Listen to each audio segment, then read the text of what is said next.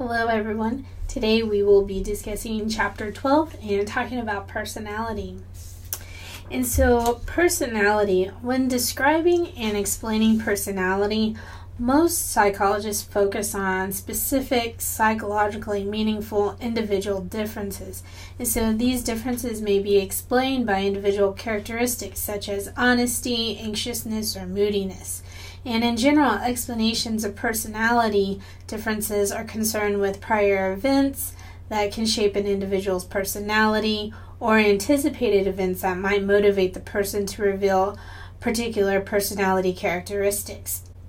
So often when we think about an individual's personality, we oftentimes see it as in the eye of the beholder. So one person may describe another as a conceited jerk, whereas another individual may describe that person as highly motivated. And what we see when studies ask acquaintances to describe one another, they find a high degree of similarity among one individual's description of many different people. So I may describe other people as considerate, kind, and nice to other people. And on the opposite side, resemblance is quite low when many people describe one person. So if many people were to describe me as a person, so they may describe me as smart or competitive and having a good sense of humor. Different people have different perspectives on one individual, as opposed to me talking about many different people. I could describe them in similar ways. So personality is really just trying to get at those stable personality traits. And in order to measure personality, psychologists utilize several different assessments. And so personality inventories include self-report. Self-report is the most popular way to obtain objective data. And it involves a series of answers to questionnaires that ask people to indicate whether the sets of statements or adjectives accurately describe their own behavior or mental state. So respondents pick an answer, and the research combines their answers to get a general sense of their personality as compared to others who have taken the test as well. So one statement may be like, people argue with me a lot. You would answer yes or no, or sometimes true, always true, never. And one interesting aspect of personality inventories is that these inventories have validity scales to identify individuals who are just randomly responding, like putting all C's on their answer or their measure, whether they're lying, trying to look better than they are, in such cases where individuals are trying to make parole. Or they may want to make themselves look worse than they actually are. So a couple of examples of this, is someone who's trying to receive treatment. It may be a cry for help, or an individual that's filing a claim for disability. So they may want to look worse than they truly are. One popular and well-researched self-report is the Minnesota Multiphasic Personality Inventory, or MMPI-2. The MMPI-2 is a clinical questionnaire of over 500 items used to assess personality and psychological problems. So these questions were based on statistical analyses of clinical and community populations, and it includes questions like, I like breaking things, I think the world is a dangerous place, I'm good at socializing. And so the MMPI-2 actually uses this actuarial method, and it's a subtle way to measure personality characteristics that people may not be aware that they have. So if they discover that most people who answer that they hate pizza also turn out to be criminals, they may use that pizza question as a screener for criminals, even though it doesn't make a lot of sense to us content-wise. And the MMPI-2 measures tendencies towards clinical problems like depression, hypochondria, anxiety, bizarre thoughts, as well as general personality characteristics like masculinity, sociability, and impulsivity. So this also includes validity scales as well to screen for response styles.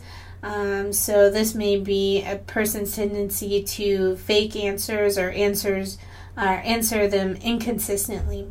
So the benefits of the MMPI includes that it's very easy to administer. It's just paper, pencil. It's easy to score, so you just put in their answers into the computer and then it automatically prints out an output for you, as opposed to scoring it by hand, and it compares the individual scores with thousands of other test takers that have already taken the MMPI previously. As with any test, there are several problems with the MMPI, and what we find is that it's really only beneficial for people who are answering honestly. And in addition to that, the MMPI 2 is very long, over 500 questions long, which may make the individual very tired and just start circling answers on their measure, which is a problem because if they're not answering truthfully, then that measure has to be just thrown out. So the next way of measuring personality include projective techniques. So when you think of projective tests or techniques, think of Freud.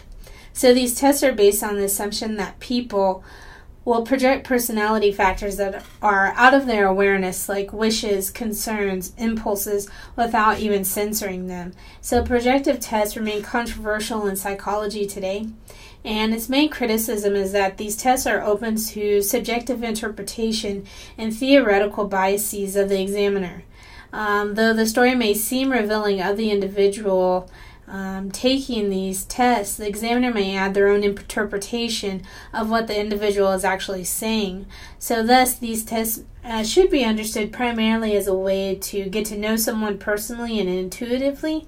And even more recently, these tests have been shown as a valid way of determining whether an individual is psychotic. So one way to think of personality is a combination of different traits. So you have one general overarching personality, but it's made up of different facets or traits within that personality. And so Gordon Allport in 1937 was one of the first trait theorists, and he believed people could be described in terms of traits just as an object could be described in terms of its properties. And so a trait is a relatively stable disposition to behave in a particular and consistent way. So if you like keeping your books and your room organized in a specific way, and you keep your books in an alphabetical order on bookshelves, this can be described as a type of orderliness trait. Traits explain behavior in two ways. So the trait may be a pre-existing disposition of the person that causes the person's behavior, which would be Allport's view. Orderliness is an inner property or trait of the person that causes a person to behave in a way of needing things to be straightened up and tidy. And so that's one example of that. Traits reflect motives, and so this was the view of Henry Murray, who was actually the originator of the thematic apperception test, and he believed that the need, for one example, the need for orderliness explains a neat closet, just as hunger explains a trip to the kitchen. So these motives that we have to act on a behavior are reflected in the traits that make us up. So it's almost an unconscious way of acting. And so researchers examining traits as motives often use projective tests. Many traits have been examined over the years, including authoritarianism, cognitive complexity, defensiveness, hypnotizability, sensation seeking, and optimism. And so the study of core traits began with the exploration of how personality is represented in our language. And so psychologists propose that core traits could be discerned by finding the main themes in all the adjectives used to describe personality. So a painstaking count of all the relevant words in the English dictionary was found to render a list of over 18,000 personality traits. The list was narrowed by creating a hierarchical pattern with more general abstract terms or traits at higher levels, and then more specific concrete traits below those. So more abstract traits represent the core of an individual's personality.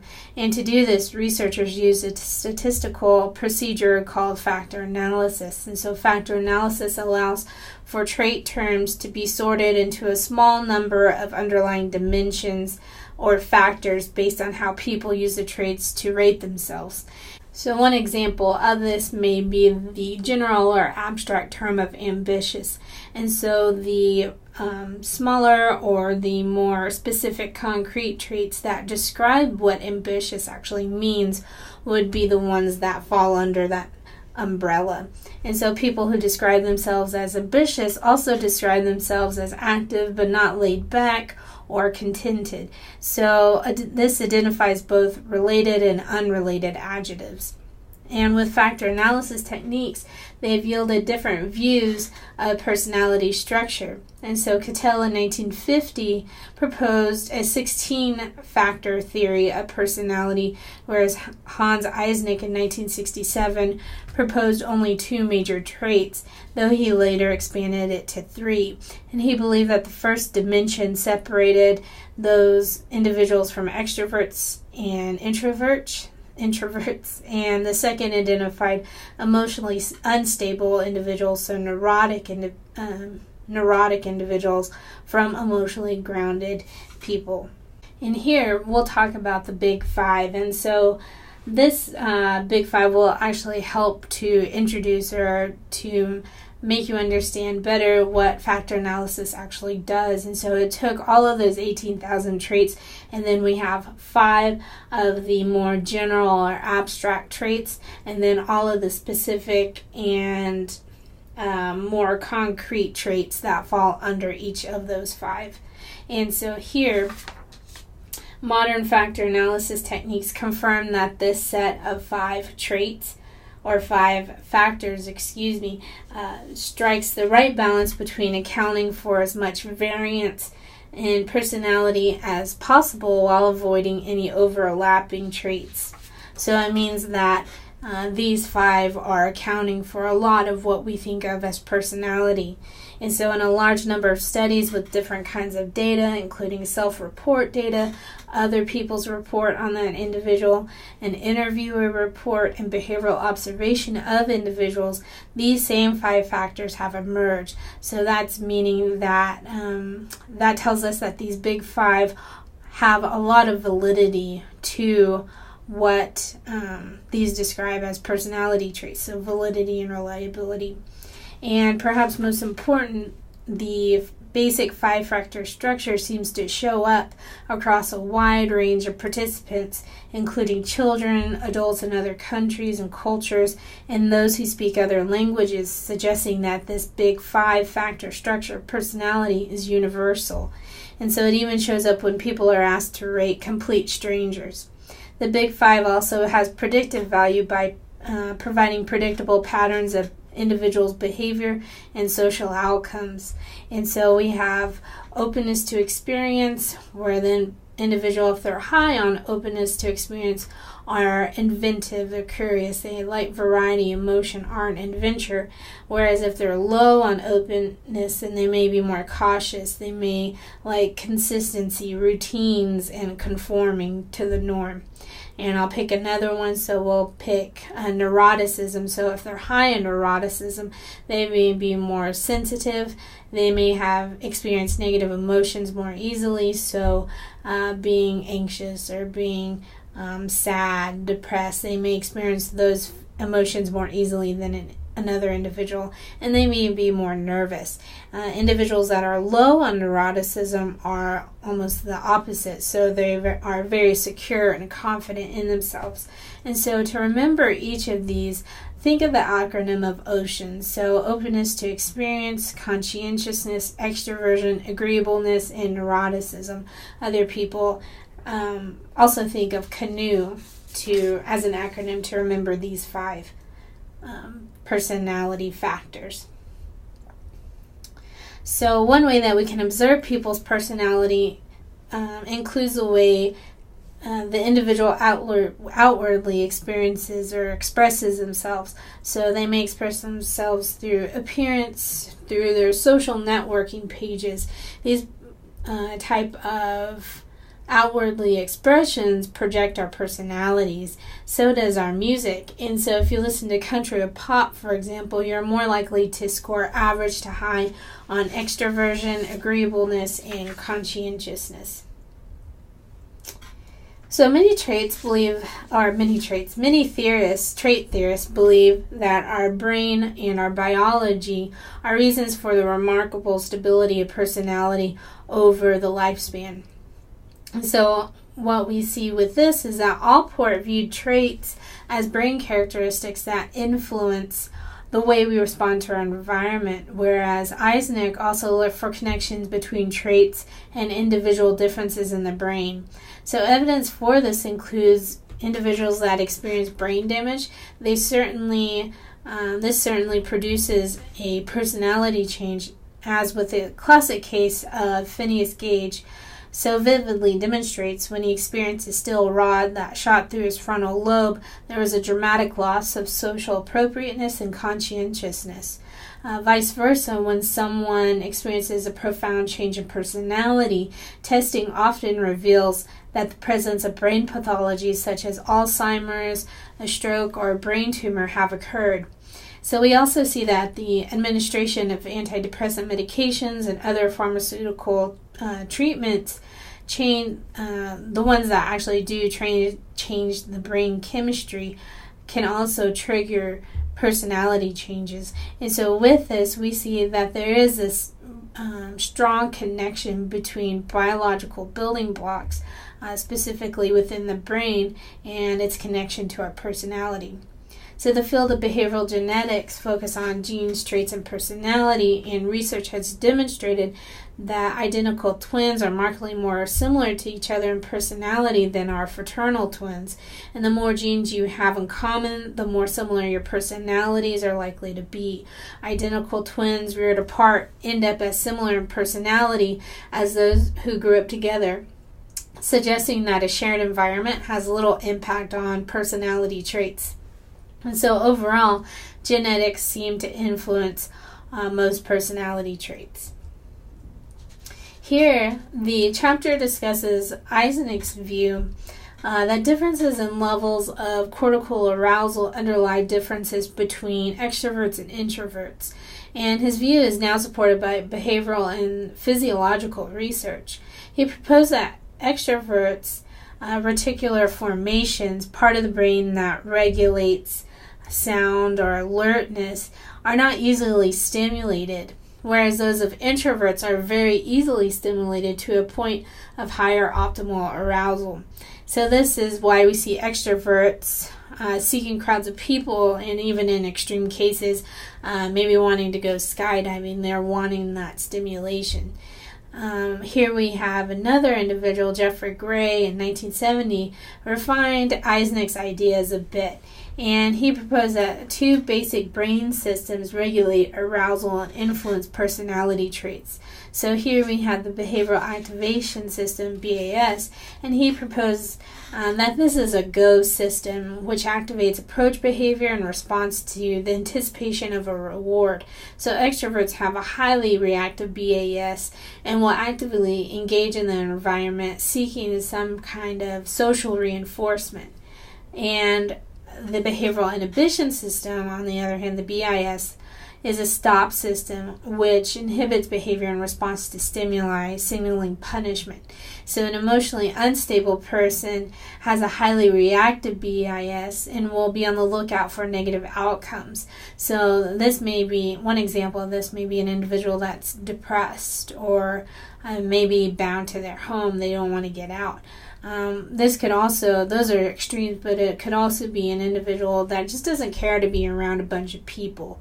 And so because these two systems operate independently, it is possible for a person to have both a go and a stop system simultaneously activated and inhibited. And so with this wraps up the first section of Chapter 12 in Personality.